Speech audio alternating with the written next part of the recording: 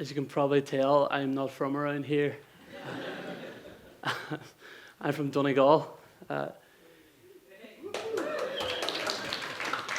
we have Daniel O'Donnell as well, but I'm going to leave him out of the slideshow.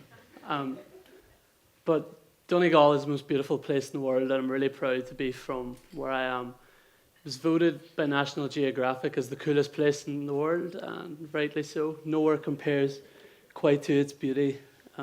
It's literally right on your doorstep. This is the Green in Avalia. It's a 5-minute walk from my house in South Inishowen, and from the top you can see Donegal, Derry and Antrim, and it's just a gorgeous place. But for all of Donegal's natural beauty, we also have this. What is this? This is an invisible border. See that white hut there in the bottom corner of the screen? Today it's the Red Cross Centre in my home village of Muff, but 30 years ago, it was a customs post. This picture was taken by somebody standing in the Republic of Ireland, and that car is in Northern Ireland. That's invisible, You don't need me to tell you, torn apart by John Hume and his Good Friday Agreement in 1998. Surely a proud moment for everybody, but with such uncertainty over Brexit and everything else, is John Hume's great agreement about to be completely undermined? Or is it not? Is this invisible border about to be made really visible again, or is it not? At a critical turning point in our lives, we cannot afford to turn our backs on something like the Good Friday Agreement, something that's binding us all together. It's the reason I could come here to give this talk today. I could pass peacefully between the border twice, but sure, with such uncertainty, I might be able to do that again.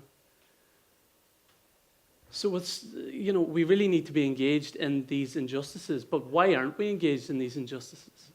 Why aren't we engaged in all of the world's injustices? War and poverty, the rise of hatred in mainstream media. In this country, the homelessness and health crises, the rise of far-right leaders, and the biggest challenge that this world has ever faced is our climate breakdown. Why aren't we fully engaged in all of these injustices? Is it fear? I think a lot of it comes from fear. People are too afraid of getting involved. And that's what I found to be the case when I first got involved in politics. Politics is inherent to my family. My dad was the head of the Labour Youth, and he's standing there beside a fairly distinguished friend and former colleague of his. And my first political hero was Eamon Gilmore, the former leader of the Labour Party, but that was always going to be the way in my house.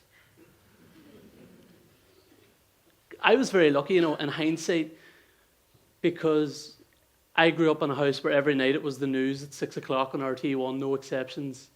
Me and my older brother Sham used to be quite annoyed because The Simpsons would be on the same time on RT2. But it served us better in the long run, I think, that we watched what we did. I can remember news stories staying with me from a young age. So Obama's first inauguration, I remember watching that. The bank guarantee, Ebola, horse meat, Civita Jalapanavar. I can remember all of these stories coming through my TV every night, and just it inspired me to want to make a difference to people's lives. So on the screen are 3 Labour Party men, and the product of that was me, a Green Party member. Thanks. Here's a really low-quality image of me speaking at the party convention there in the summertime. But I'm not going to get into why the Green Party are so great. But just as an environmental activist and a social justice wannabe, they appeal to me more than anybody else. So I was in Dublin one week, and I went up to the office. I paid my membership grand, your member welcome. And then I came home, and I expected to be, not celebrated, but sort of just appreciated and commended by people for wanting to try and make a difference in the local area, But that's not what I got. You get abused for it, you get scapegoated, politics boy, And at the start, it's funny and it's a bit of crack, but after a while, it starts to really get under your skin a wee bit. And it all came from my peers at the start, which you would expect, but the real stinger was when it came from adults. And you're like, well, why are you trying to rain on my parade for trying to make your life better, you know what I mean? So when you get that sort of thing, it's really a moment in your life where you question, is what I'm doing a waste of time? But then I was sent a quote from Martha Gellhorn. She was an American political war correspondent in the 1970s. And she said, people often say to me with pride that they're not interested in politics. They may as well be saying, I'm not interested in my standard of living, my health, my job, my rights, my freedoms, my future or any future. And that's one of those, pull me back up onto the horse, you are doing the right thing. So the next thing then for me was, well, why isn't everybody else doing this as well? And I learned the hard way that politics isn't cool, okay? It's not cool. You get no friends, you make no friends, you lose friends. I lost a lot of friends, certainly, when I joined the Green Party and openly expressed my views on, equality, abortion, and loads of economic measures that are too nerdy to get into right now. It's too early on a Friday morning. But, again, coming back to this theme of fear, there was a lot of fear from people, and especially my peers.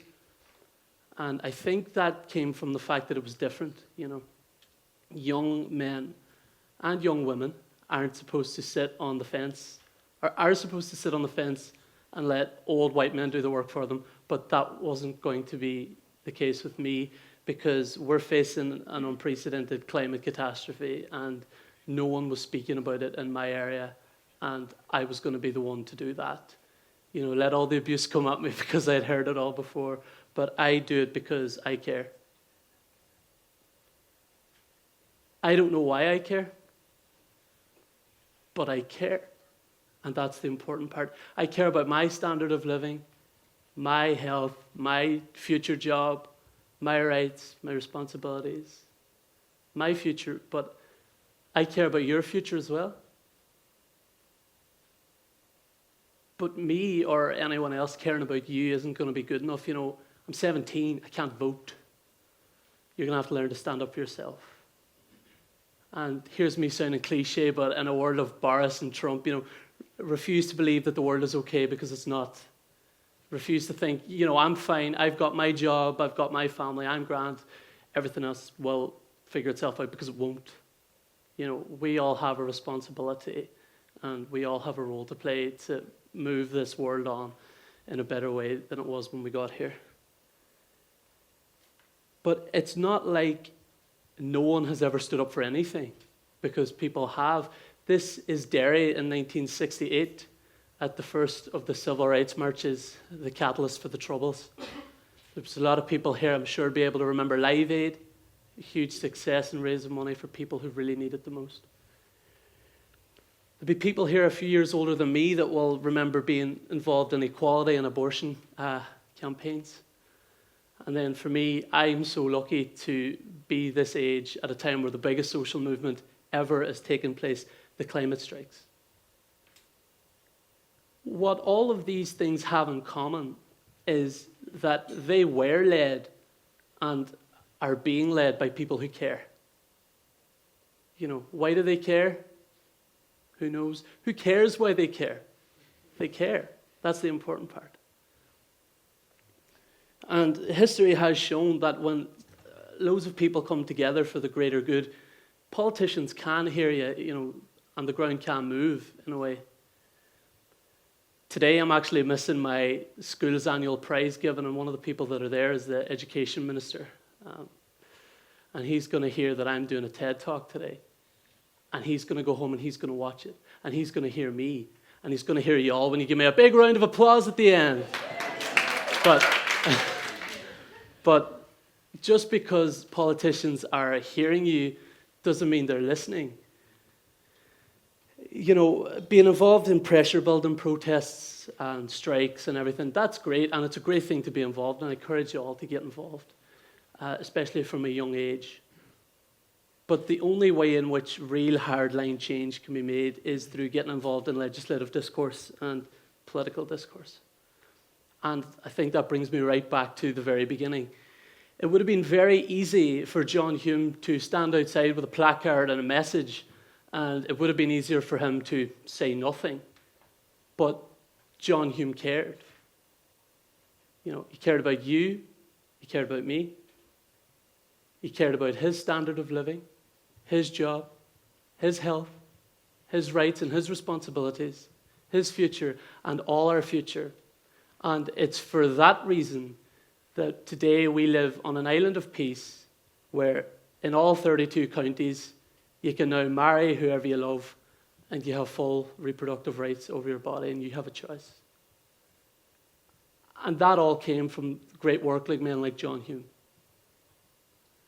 So now that his generation is passing the load on to us, we can't afford to turn our backs on these things that bind us all together. So if you take anything away from what I'm saying to you, it's don't ever sit on the fence, please. Join a political party, it doesn't matter. It could be your National Republican Party, your National Communist Party, your National Labour Party, or your Green Party. We'd be really happy to have you. Or it could be your local independent alliance who care about being better than the village beside them. It doesn't matter. Get involved with a political party and get in there with people that suit your interests. Be the change that you want to see. Don't let short-term pain put you off your long-term gain. And before you die, you should be able to tell your kids that you're leaving the world a far better place than the way it was when you got here. Folks, thank you very, very much.